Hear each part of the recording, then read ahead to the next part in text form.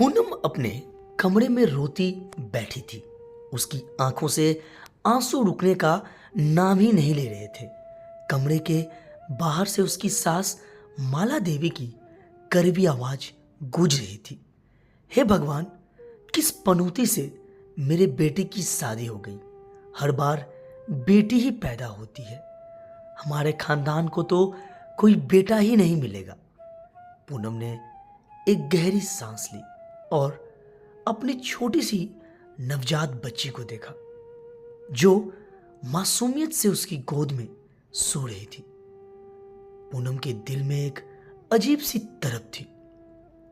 उसकी बच्ची निर्दोष थी, फिर भी उसे इस दुनिया में आते ही इतनी नफरत झेलनी पड़ रही थी। माला देवी को अपने खानदान का नाम आगे बढ़ाने के लिए एक पोते की चाह थी।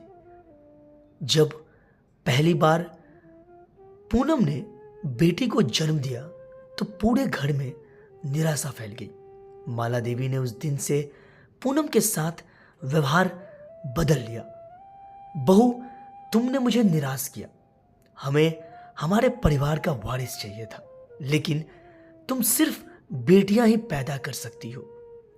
क्या यही कारण था कि तुम्हें हमारी बहू बनाया गया? पूनम ने चुपचाप सब सुन लिया। उसने सोचा कि शायद समय के साथ सब बदल जाएगा, पर जब दूसरी बार उसने बेटी को जन्म दिया तो स्थिति और खराब हो गई।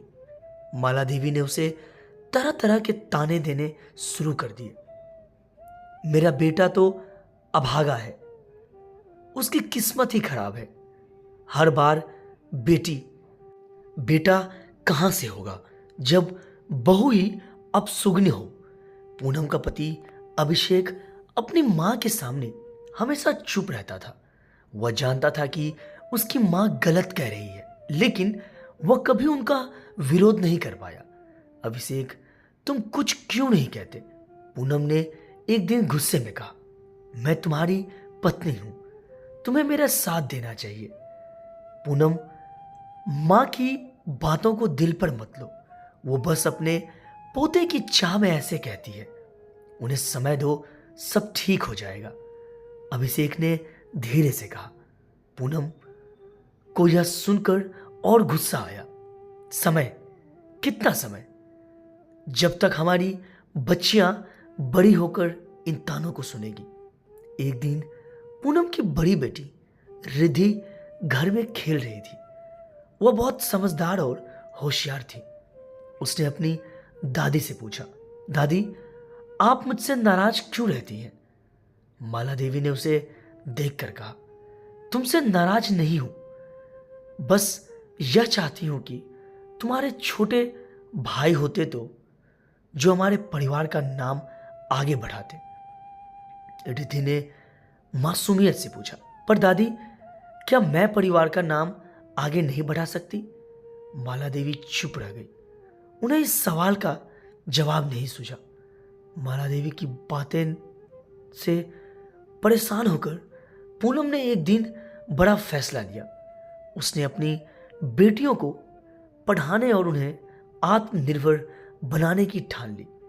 अगर इस घर में मेरी बेटियों को सम्मान नहीं मिलेगा तो मैं उन्हें इस काबिल बनाऊंगी कि वे इस समाज में अपनी पहचान बना सके। पूनम ने मन ही मन सोचा। पूनम ने अपनी छोटी छोटी खुशियों को छोड़कर अपने बच्चों की पढ़ाई पर ध्यान देना शुरू किया। वह दिन रात मेहनत करती ताकि उसकी बेटी किसी से कम ना हो। समय बीता, रिद्धि डॉक्टर बन गई और उसकी छोटी बहन आर्या इंजीनियर। दोनों ने समाज में अपनी पहचान बनाई। जिस दिन रिद्धि ने अपने पहले मरीज की जान बचाई, वह दिन पूनम के लिए गर्व था। मां देखो, मेरी बेटी ने आज कितने लोगों का दिल जीता। पूनम ने गर्व से माला देवी को कहा। माला देवी जो बूढ़ी हो चुकी थी, अपनी पोतियों की सफलता देखकर चुप थी। उन्होंने कभी नहीं सोचा था कि उनकी बेटियां इतना नाम कमा सकती है। एक दिन माला देवी ने पूनम से कहा, बहू, मैं गलत थी। बेटियां भी किसी से कम नहीं होती। मैंने तुम्हें और तुम्हारी बेटियों को जो ताने दिए उसके लिए मुझसे माफी मांगने के लिए शब्द भी कम है।